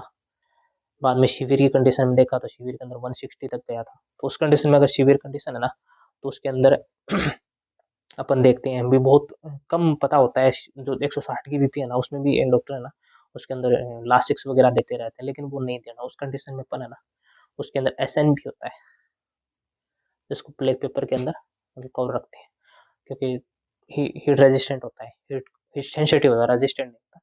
तो इसको बोलते हैं सोडियम नाइट्रोफ्लोराइड, सोडियम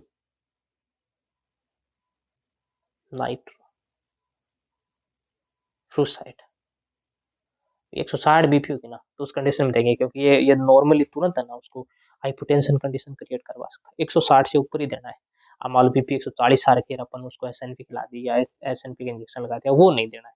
उसमें अपन क्या है कि 160 बीपी है ना, उस कंडीशन में ही उसको ये मतलब एसएनपी देना है या सोडियम नाइट्रोफ्लोराइड का देना है, क्योंकि 160 बीपी से कम में ये काम भी नहीं करेगा। क्योंकि 160 बीपी है ना, तो उससे कम में ये काम नहीं करेगा। 160 बीपी पेशेंट की है तो उस कंडीशन में अपन इसको दे सकते हैं, क्योंकि 160 बीपी है ना उसमें ये आराम से उसमें वर्क कर जाएगा 160 बीपी में, उससे नीचे में काम नहीं करेगा। अब बात करते हैं हाइपरटेंसिव अर्जेंसी की। तो बात करते हैं हाइपरटेंसिव अर्जेंसी की, तो इसके अंदर 180/120 है ना, मतलब 180 से 120 तो एमएम ऑफ एचजी जा रहा है ना, जिसके अंदर टारगेट ऑर्गन फेल नहीं होंगे। टारगेट ऑर्गन मैंने बताया था हार्ट, जैसे किडनी है, हार्ट है, उस पर मतलब उसको फेल नहीं करेगा अर्जेंसी के अंदर 180/120 है ना M M of H G, millimetre of mercury. यही क्यों लेते हैं, कई जगह क्वेश्चन ये भी बन जाता है कि M M of H G जैसे एच जी है ना, मरकरी क्यों लेते हैं, क्योंकि भी आराम से दिख सकता है, और ये है ना हीट रेजिस्टेंट भी होता है, मतलब ठीक है, हीट सेंसिटिव होता है, रेजिस्टेंट नहीं होता। तो उस कंडीशन में पारे का यूज लेते हैं, ठीक है। विदाउट टारगेट ऑर्गन फेल, इसमें टारगेट ऑर्गन फेल नहीं होते हैं।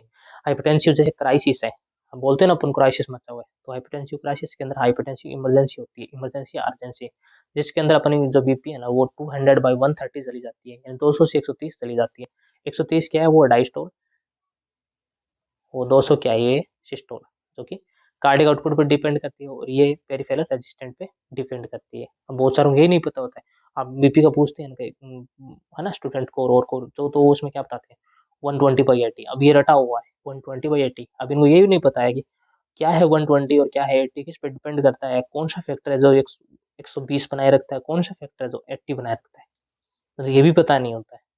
तो बेसिकली आज के जो लेक्चर देखने के बाद ये मतलब ये डाउट सारे क्लियर हो जाने चाहिए कि 120 जो 120 है, 120 तो 120 का मतलब क्या होता है, 120 होता है कार्डिक आउटपुट पे डिपेंड करता है, और जो 80 है वो होता है पेरिफेरल रेजिस्टेंट। पेरिफेरल क्या है, सेंट्रल क्या है, जो हार्ट के जो नज़दीकी पार्ट है वो क्या है, वो एक सेंट्रल पार्ट है। और जो हार्ट से मतलब नियर बाई हार्ट, हार्ट से दूर है, जैसे डिजिट है, उंगलियां हैं, या मान लो जैसे रेडियल है, अल्नार है, ये जो एरिया है ना वो एक पेरिफेरी है।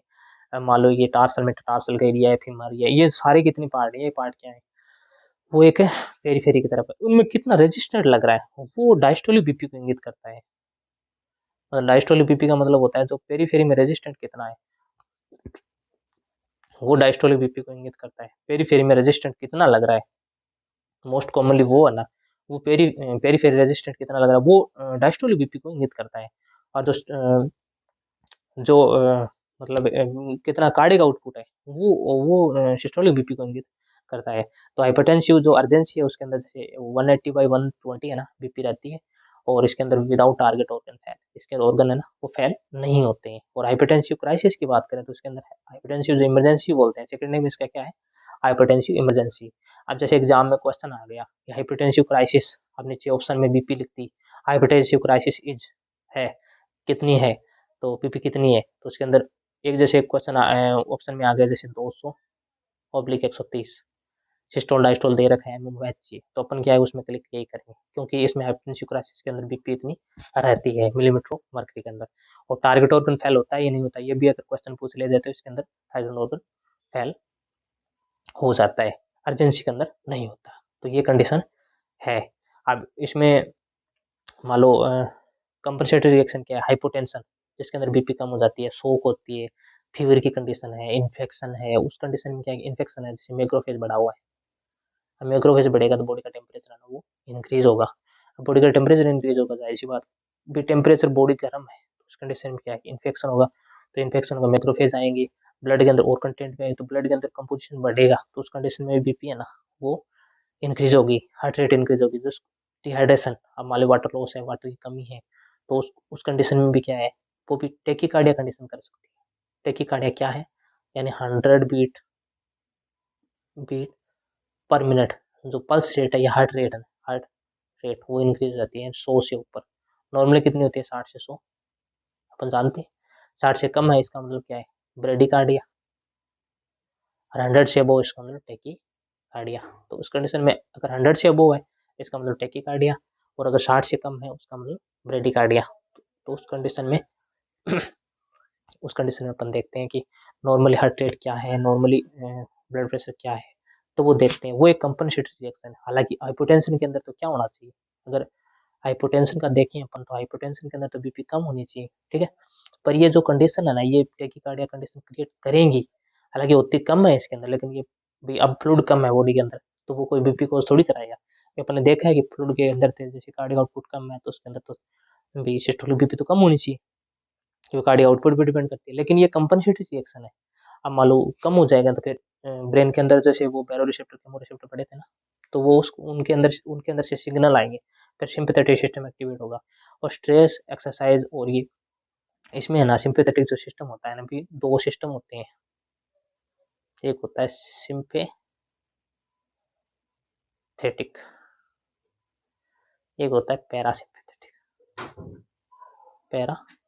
तो सिंपैथेटिक सिस्टम की बात करें तो सिंपैथेटिक सिस्टम में स्ट्रेस एक्सरसाइज और इनमें है ना सिंपैथेटिक सिस्टम एक्टिवेट होगा। अब सिंपैथेटिक सिस्टम एक्टिवेट होगा ना उसके अंदर बीपी हार्ट रेट ये ना इंक्रीज होगी, और पैरासिम्पैथेटिक सिस्टम के अंदर देखेंगे ना तो इसके अंदर ये चीजें है ना ये चीजें कम होगी, तो इसके अंदर सिंपैथेटिक सिस्टम एक्टिवेट होगा। और पैरासिम्पैथेटिक सिस्टम के अंदर क्या है इसके ये जो बीपी है ना वो मतलब कम हो जाएगी। तो ये कंडीशन है, तो उसमें शॉक में, फीवर में, इन्फेक्शन में, डिहाइड्रेशन में, ये कंडीशन में ना टेकिकार्डिया कंडीशन क्रिएट होगी। टेकिकार्डिया मतलब क्या है, हार्ट रेट है ना वो मतलब 100 से अबव चली जाएगी। और ब्रेडिकार्डिया के अंदर क्या है कि हार्ट रेट है ना वो 60 से लो मतलब कम चली जाएगी, तो 60 से कम होगी उस कंडीशन में अपन क्या बोलेंगे ब्रेडिकार्डिया, और अगर 100 से अबव उसका मतलब टेकिकार्डिया ये होगा। तो ये अपन ने देखा, ठीक है।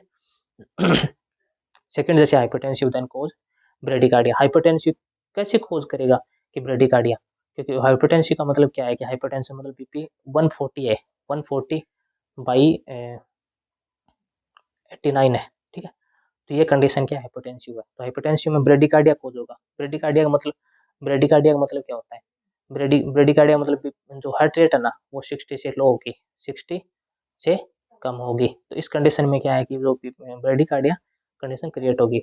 अब हाइपरटेंसिव क्राइसिस की बात करें तो हाइपरटेंसिव क्राइसिस के अंदर जो टारगेट ऑर्गन है ना वो फेल होंगे, किस प्रकार होंगे, अब जैसे कौन कौन से टारगेट ऑर्गन है, फर्स्ट जैसे हार्ट है, सेकंड इसके अंदर ओटा है, थर्ड इसके अंदर किडनी है, फोर्थ है ब्रेन है। तो बात करें हार्ट की, तो हार्ट को अपन को पता है कि हार्ट के अंदर जैसे क्राइसिस हार्ट है, वो ही ब्लड को पंप करता है बॉडी के अंदर, पूरी बॉडी के अंदर पंप करता है, जिसके अंदर सुपीरियर वेना के बाद, इंफीरियर वेना के बाद, फिर इसके अंदर पल्मोनरी आर्टरी, पल्मोनरी वेन, क्योंकि इसके अंदर ये एक एक्सेप्शन है, पल्मोनरी वेन भी शुद्ध ब्लड ला रही है इसके अंदर, नहीं तो वेन हमेशा क्या क्या अशुद्ध ब्लड लाती है, ठीक है।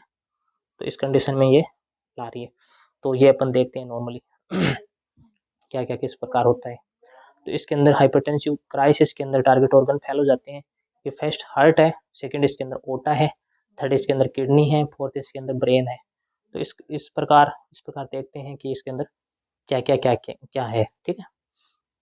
बात करते हैं मोस्ट कॉमन कोज की। तो मोस्ट कॉमन जो कोज है वो है इडियोपैथिक, मतलब अननोन कोज है। मोस्ट कॉमन सिम्टम है वो हाइपरटेंसिव। फीमेल की बात करें तो एक टेंशन अटैक है। तो टेंशन अटैक की बात करें तो टेंशन ना, उसमें फीमेल में टेंशन अटैक होता है मोस्ट कॉमनली। सिम्टम की बात करें, मोस्ट कॉमनली जो सिम्टम की बात करें वो एक टेंशन अटैक है, क्योंकि टेंशन है ना उसमें फीमेल्स में हो जाएगी। बात करते हैं टाइप ऑफ हाइपरटेंसिव की। तो टाइप ऑफ हाइपरटेंसिव की बात करें तो प्राइमरी हाइपरटेंसिव देखा अपन ने, जिसके अंदर व्हाइट कोट सिंड्रोम हाइपरटेंसिव होता है। सेकेंडरी हाइपरटेंसिव एनी डिजीज, कोई भी बीमारी हो तो वो एक कंडीशन क्या है कि सेकेंडरी हाइपरटेंसिव क्रिएट करती है, सेकेंडरी हाइपरटेंसिव क्रिएट करती है। तो इस प्रकार अपन ने देखा कि सेकेंडरी हाइपरटेंसिव एनी डिजीज, कोई भी डिजीज है वो कंडीशन, जैसे सीधा की कंडीशन देखी अपन ने, जिसके अंदर सिंड्रोम इन अप्रोप्रिएट, जिसके अंदर एडीएच है ना, उसका लेवल इंक्रीज हो जाता है। एडीएच इंक्रीज होगा तो एडीएच क्या, वाटर का रिटेंशन करवाएगा, एंटी डायरेटिक हार्मोन होगा। तो एडीएच है ना वाटर का रिटेंशन करवाएगा, तो वाटर का रिटेंशन होगा तो वाटर क्या होगा, बॉडी के अंदर इंक्रीज होगा, और वाटर अगर इंक्रीज होगा तो इसके अंदर कार्डियक आउटपुट बढ़ेगा बहुत ज्यादा। कार्डियक आउटपुट बढ़ेगा तो बीपी इंक्रीज होगी, जाहिर सी बात है। तो ये एक सीधा की कंडीशन है। सेकंड इसके अंदर अपन ने देखा कि डायबिटीज मेलाइटिस का मतलब होता है मधुमेह रोग। तो डायबिटीज मेलाइटिस की बात करें तो डायबिटीज मेलाइटिस के अंदर है, उसके अंदर क्या है कि जो ब्लड वेसल्स है ना, ये अपन देखते हैं ब्लड वेसल्स है, तो उसके अंदर जैसे ब्लड ग्लूकोज जमा हुआ है, तो उस कंडीशन में क्या है कि ब्लड ज्यादा होगा, मतलब ग्लूकोज ज्यादा होगा, तो उस कंडीशन में वाटर का रिजॉर्प्शन करेगा, वाटर को जाने नहीं देगा। तो उस कंडीशन में अगर वाटर को जाने नहीं देगा तो वाटर का रिजॉर्प्शन होगा, वाटर ज्यादा बढ़ेगा, तो उस कंडीशन में बीपी है ना वो इंक्रीज होगी। थर्ड जो पॉइंट है वो है फियोक्रोमोसाइटोमा, ये ट्यूमर बन जाएगी। एड्रेनल मेडुला पार्ट होता है, एक होता है कोर्टेक्स पार्ट, एक होता है मेडुला पार्ट। तो कोर्टेक्स पार्ट होता है, मेडुला पार्ट होता है, वहां पे जैसे एड्रेनलिन है, ठीक है, एड्रेनल का इंजेक्शन भी लगाते हैं, नोडर एड्रेनलिन, फिर नोरेपिनेफ्रिन, एपिनेफ्रिन, ठीक है, और एक होता है एंड्रोजन हार्मोन जो मेल का सेक्स हार्मोन होता है, ठीक है, सेकंड कैरेक्टरिस्टिक्स बताता है। तो जो एड्रेनल मेडुला और नोरेड्रेनलिन, एपिनेफ्रिन और नोरेपिनेफ्रिन, तो वो एक हार्मोन होता है, तो वो इसके अंदर रिलीज होता है, एड्रेनलिन और नोर एड्रेनलिन और नोरेपिनेफ्रिन, तो वो एक रिलीज होता है, उसके अंदर ट्यूमर बन जाती है। जिस ट्यूमर को स्पेसिफिक अपन नाम दें तो वो स्पेसिफिक नाम है फियोक्रोमोसाइटोमा, वो एक ट्यूमर बन जाती है। तो उस कंडीशन में जैसे ट्यूमर बन गई, ट्यूमर बनते वो हार्मोन का जो सिक्रेशन लेवल है ना वो इंक्रीज हो जाएगा। अब जैसे हार्मोन का सिक्रेशन लेवल ज्यादा हो जाएगा तो जाहिर सी बात हार्मोन ज्यादा बनेंगे तो बीपी ज्यादा इंक्रीज होगी, तो ज्यादा ही तो इंक्रीज होगी।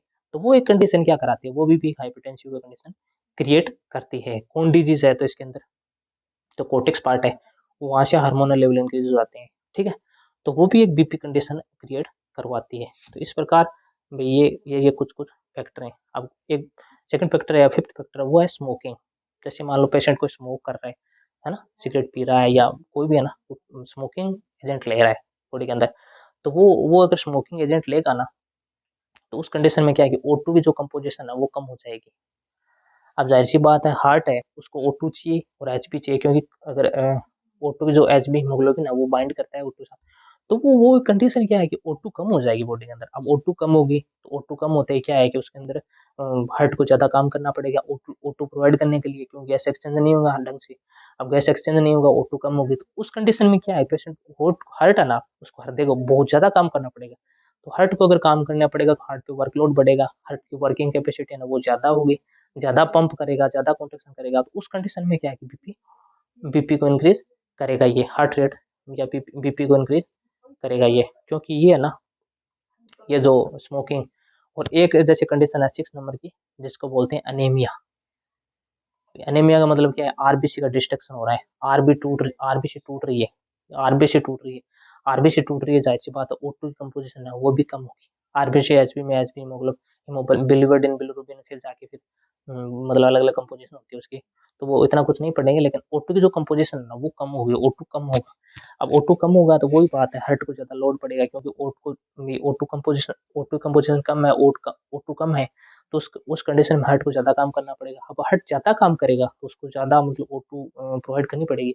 तो उस कंडीशन में क्या है, उस कंडीशन में भी हार्ट को वर्किंग कैपेसिटी ज्यादा बढ़ेगी। अब हार्ट की वर्किंग कैपेसिटी ज्यादा बनेगी तो उस कंडीशन में हार्ट है ना ज्यादा कॉन्ट्रेक्शन करेगा, तो ज्यादा कॉन्ट्रेक्शन करेगा ना, तो वो भी एक फैक्टर है हाइपरटेंसिव कंडीशन को क्रिएट करने में।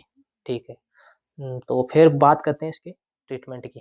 तो ट्रीटमेंट की अगर मान लो सिस्टोलिक बीपी बढ़ी हुई है, सिस्टोलिक बीपी मान लो कार्डियक आउटपुट इंक्रीज है, उस कंडीशन में अपन क्या देते हैं, फर्स्ट अपन जैसे बीटा ब्लॉकर, आप डॉक्टर साहब को दिखाया उन्होंने क्या बीटा ब्लॉकर लिख दिया। अब कैसे जानते हैं बीटा ब्लॉकर है क्या है, तो उसके अंदर जैसे एटेनोलोल, मेटाप्रोलोल और एसिटाबुटालोल, है ना।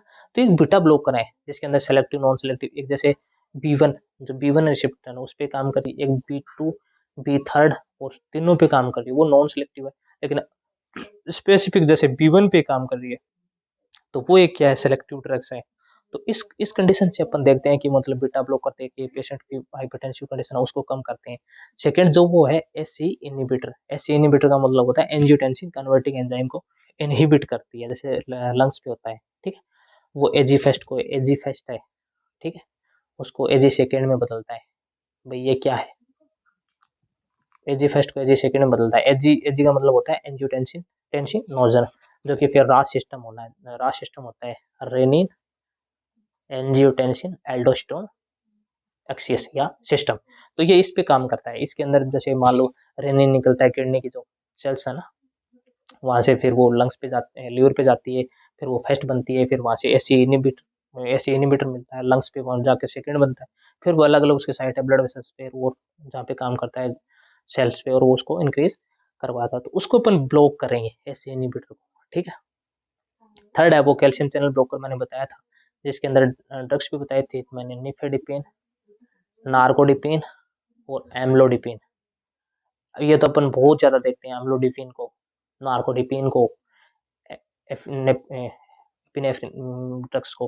तो ये कैल्शियम चैनल ब्लॉकर है, मतलब स्ट्रॉन्गेस्ट ये चैनल्स बने होते हैं, उसको स्ट्रॉन्गेस्ट कॉन्ट्रेक्शन करवाने के लिए कैल्शियम चैनल ब्लॉकर बना होता है। जिस पे अपन ये ड्रग्स देते हैं कैल्शियम चैनल ब्लॉकर, क्योंकि स्ट्रॉन्गेस्ट कॉन्ट्रेक्शन करवाएगा। फर्स्ट अपन जैसे डॉक्टर साहब को दिखाते हैं वो डायरेटिक लिखते हैं जैसे लासिक्स, ठीक है, या उसको अपन अगर साइंटिफिक नेम देखें तो उसको बोलते हैं फ्रूसेमाइड, फ्रूसेमाइड। ठीक है। ये एक सिस्टोलिक बीपी को मतलब कम करने का या हाइपरटेंसिव कंडीशन को क्रिएट करने का ये मतलब ये फार्मेकोलॉजिकल तरीका है, फार्मेकोलॉजिकल। और वैसे अपन एक्सरसाइज से वैसे भी कर सकते हैं। सेकंड है डायस्टोलिक बीपी। डायस्टोलिक बीपी क्या है, तो पेरिफेरल रेजिस्टेंट पे डिपेंड करते हैं। तो मैंने बताया था कि पेरिफेर पे कितना रेजिस्टेंट है वो उस पर डिपेंड करती है, रेजिस्टेंट कितना लगा वो। तो इसके लिए अपन वेजोडाइलेटर देते हैं, वेसल्स को डायलेट करते हैं, यानी वेसल्स को डायलेट करेंगे तो वो क्या है कि बीपी नॉर्मल बन जाएगी। मैंने वो एग्जांपल भी दिया था, तो उस प्रकार अपन ने भी देखा था किस प्रकार वो मतलब क्या है, वो सारा कुछ अपन ने देखा था। ये जो इमेज है मैंने बताया नहीं, ये इमेज है फियोक्रोमोसाइटोमा, ये है, ठीक है। फियोक्रोमोसाइटोमा में ऐसे ऐसे जो एटर्नल मेडुला पार्ट है ना उसका ऐसी कंडीशन, ऐसी ट्यूमर बन जाएगी जैसे फिर वो एसिटाइल कोलिन वगैरह हार्मोन है ना वो ज्यादा मतलब सीक्रेट होंगे क्योंकि ट्यूमर बनी हुई है। और इस प्रकार अपने डायरेटिक देके, एसी इनहिबिटर देके, सीसीबी देके और बीटा ब्लॉकर देके अपन उसको जो सिस्टोलिक जो कंडीशन बताई थी उसको क्रिएट करते हैं। डायस्टोलिक में जैसे वेजोडाइलेटर है वो देते हैं, क्योंकि नॉर्मली अपन देखते हैं हार्ट हार्ट है ना, जैसे हार्ट नॉर्मली बात करते हैं, ये जैसे हार्ट है, ठीक है, ये हार्ट है, जैसे right atrium, right went right atrium, right ventricle, left atrium और लेफ्ट वेंट्रिकल, ये एट्रिया है, ये वेंट्रिकल्स है, ठीक है। तो ये जो मैंने बताया राइट एट्रियम, फिर राइट वेंट्रिकल, लेफ्ट एट्रियम और लेफ्ट लेफ्ट वेंट्रिकल। तो इस पे यहाँ पे जैसे ऐसे नोड होता है साइनो एट्रियल नोड, नॉर्मली जो कॉन्ट्रेक्शन करवाता है हार्ट का जो पेस मेकर है वो है ऐसे नोड जिसको साइनो एट्रियल नोड बोलते हैं। यहाँ पे होता है इसको बोलते हैं एवी नोड, जिसको बोलते हैं एट्रियो वेंट्रिकुलर नोड। नॉर्मली जैसे हार्ट कॉन्ट्रेक्शन कर पाता है तो अपन बिना कोई जैसे डिजिटलिस या डिजॉक्सिन वगैरह दिया कुछ, तो उससे आइनोट्रोपिक इफेक्ट करवाए वगैरह, तो वो एक साइनोएट्रियल नोड है ना, वो ही कॉन्ट्रैक्शन करवाता है, जिसको हार्ट का पेसमेकर बोलते हैं। अब नॉर्मली जैसे पेशेंट के अटैक आ रखे हैं, काफी आ गए हैं, तो उस कंडीशन में अगर उसको अपन क्रिएट करते हैं, तो उसमें अब जैसे पेसमेकर भी डालते हैं पेशेंट के अंदर, तो नॉर्मली बॉडी के अंदर पेसमेकर का जो क्वेश्चन आता है वो ऐसे नोड होते हैं, बॉडी के अंदर कॉन्ट्रैक्शन करवाता है वो कौन सा फैक्टर है, वो एक ऐसे नोड है जिसको बोलते हैं साइनोएट्रियल नोड, ठीक है। अब उस कंडीशन में अपन जैसे में इसमें ये काम नहीं करता है, ऐसे नोड फिर एवी नोड फिर Purkinje fibre bundle of His Purkinje fibre ऐसे ऐसे बॉडी के अंदर क्रिएट भी हार्ट के अंदर कॉन्ट्रैक्शन क्रिएट होता है, ठीक है। तो इस प्रकार ये साइनोएट्रियल नोड के बारे में मैंने बेसिक बताया है, क्योंकि ये इस प्रकार है कि ये है ना हार्ट के अंदर जैसे ऐसे नोड है एवी नोड है, ये कॉन्ट्रैक्शन करवाते हैं, आइनोट्रोपिक पैथमोट्रोपिक ड्रोमोट्रोपिक ये कुछ इफेक्ट होते हैं। तो इस प्रकार अपन ने देखा भी आज का लेक्चर कंप्लीटली नॉर्मल बीपी क्या है, बीपी कैसे लेते हैं, कहाँ पे कितनी होती है, और किस किस रेंज पे अपन हाइपरटेंसिव बोलते हैं, किस कंडीशन में अपन नॉर्मल बोलते हैं, सीवियर क्या है, अर्जेंसी क्या है, टारगेट ऑर्गन फेल कौन कौन से, सारा कुछ आज के लेक्चर में आपने देखा। ट्रीटमेंट कैसे करते हैं, जैसे सिस्टोलिक बीपी है उसका ट्रीटमेंट बीटा ब्लॉकर देते हैं, एसी इनहिबिटर देते हैं, कैल्शियम चैनल ब्लॉकर देते हैं, डायरेटिक देते हैं, क्योंकि डॉक्टर देखते हैं डायरेटिक लिखते हैं बहुत, आईवी जैसे डायरेटिक लिख दिया, तो डायरेटिक में अपन क्या है उसको डायलिसिस कराएंगे, फ्लूइड पास आउट करवा देंगे, एक्सक्रीट करवा देंगे। अब फ्लूइड कम होगा तो डायरेटिक सिस्टोलिक बीपी है ना वो कम होगी। और अगर मान लो उसके बाद में उसमें बीटा ब्लॉकर दे दिया, उसके अंदर पोटेशियम चैनल ब्लॉकर भी देते हैं, कई कई जगह ना पोटेशियम चैनल ब्लॉकर भी देते हैं, सोटोलॉल है, एमिडारोन है, बेटेलियम है, ये कुछ ड्रग्स हैं, वो क्या है कि पोटेशियम चैनल ब्लॉकर है, उसको ब्लॉक कर देंगे पोटेशियम चैनल को। तो उस कंडीशन में क्या है कि पोटेशियम अगर मान लो बॉडी के अंदर जा ही नहीं रहा है, मतलब कैल्शियम के अंदर है जितना है लेकिन और एक्सक्रीट नहीं हो पा रहा है, या एक्सक्रीट नहीं इंटर नहीं हो रहा है, तो उस कंडीशन में क्या है कि वो भी कम होगा, तो उस कंडीशन में क्या है कि बीपी को अपन कम कर सकते हैं। तो calcium channel blocker, calcium channel blocker, potassium channel blocker और सोडियम चैनल ब्लॉकर, और ये कुछ हैं, या ये एसीई है, ठीक है, या एजी ब्लॉकर है, ये कुछ है राज सिस्टम ऐसा, ये सारा क्या है, इन सब से अपन क्या कर सकते हैं, बीपी को कंट्रोल कर सकते हैं। तो आज के लेक्चर में अपन ने जाना कि क्या क्या है और किस प्रकार इसको कंट्रोल कर सकते हैं, क्या क्या कंडीशन है, तो इस प्रकार, और उसमें अपन मसाज से भी कर सकते हैं, जैसे मैंने बताया था बैरो रिसेप्टर केमो रिसेप्टर बताया था शुरू शुरू में, बैरो रिसेप्टर बताया था, बैरो रिसेप्टर बताया था कि बैरो रिसेप्टर क्या है, कीमो रिसेप्टर बैरो यानी जो ब्लड कैरोटिड साइनस पे प्रेजेंट होता है, कीमो मतलब ब्रेन पे सेंट्रल नर्वस सिस्टम पे प्रेजेंट होता है, केमिकल रिलीज करता है ये बैरो रिसेप्टर, जैसे वेगस नर्व पे काम करता है, 10 नंबर जो सेंट्रल नर्व है उस पे, और वहां से कॉन्ट्रैक्शन करवाता है। तो आज के लेक्चर में कंप्लीट जाना अपन ने कि किस प्रकार हाइपरटेंसिव कंडीशन क्रिएट होती है और किस प्रकार अपन उसको ट्रीट करते हैं। तो लेक्चर से अगर कुछ भी सीखने को मिला हो, अगर लेक्चर अच्छा लगा हो, तो लेक्चर को लाइक शेयर एंड सब्सक्राइब जरूर करेगा, ठीक है। Thank you so much.